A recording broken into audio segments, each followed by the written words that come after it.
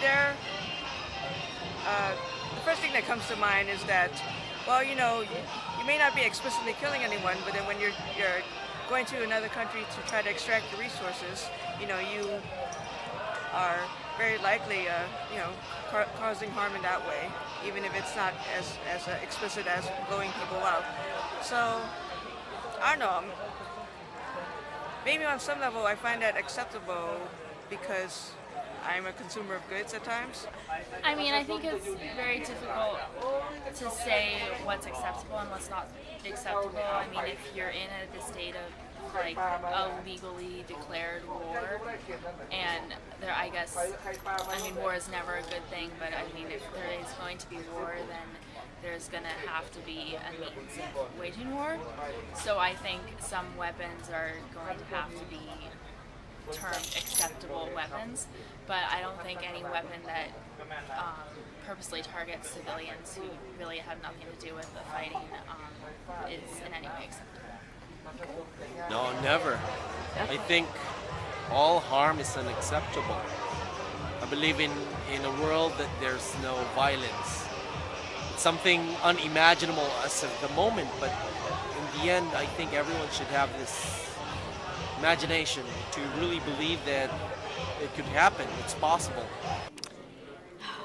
No, I don't think so. I think we really need to find other ways of solving our problems. I can tell you from our students' perspective and from mine, we do not think that there is any acceptable harm. And I think when you look at especially these types of weapons that are so significant in terms of their damage to civilians, it's just, no, there is no acceptable. To my opinion, I don't really want to kind of promote these kind of things, meaning accept.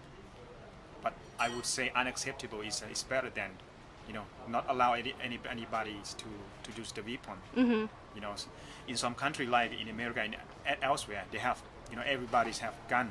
Mm-hmm. That to me is unacceptable. Mm-hmm. Because if you want to live in the society with a peaceful, with the solidarity or helping each other, no need to have a gun, even the weapon. Yeah. You can use it in your mouth, it's enough.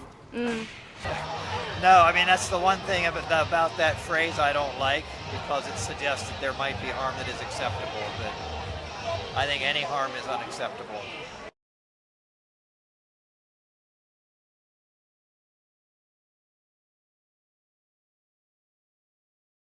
But I think it not only emphasizes the horrible weapon that it is, but it also shows just the terrible consequences of war in general. I mean, it's a perfect example of why war is not the answer. All it does is create longer-term problems.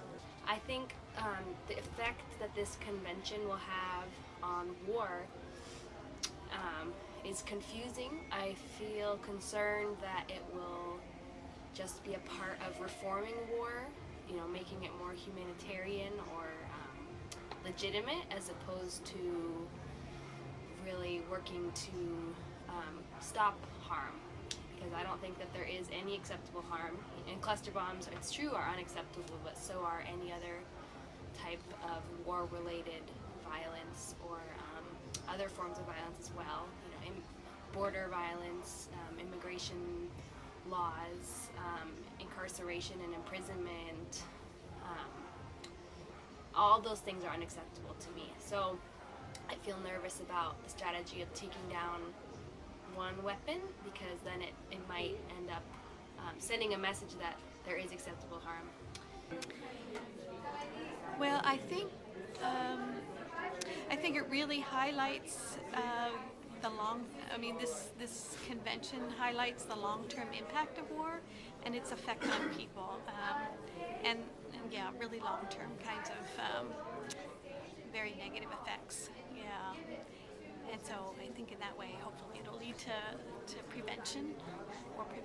It's going to have a great impact. I think it will inspire people to understand that there are steps you can take to make a difference.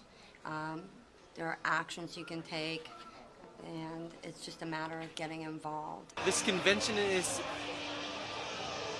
a visionary, trailblazer of some sort. In a way that it started not through the UN process, but the Oslo process. At the same time, it has a lot of humanitarian aspects, components added into the convention. Victim assistance wasn't really that strong in other treatises.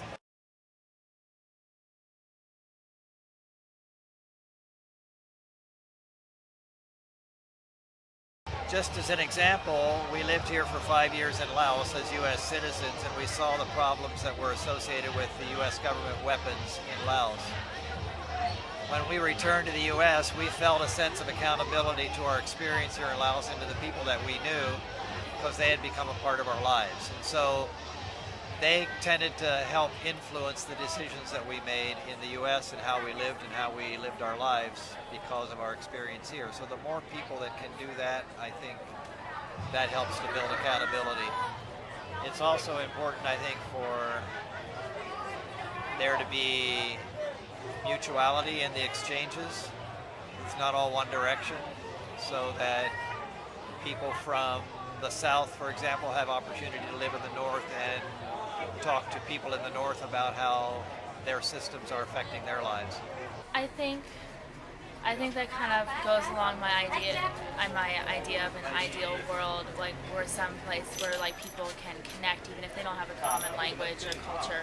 I think it's important for people to travel and see other cultures and realize that everybody they see is human, because I think that really makes you feel more accountable to them and makes you realize like what effect your actions have on other cultures.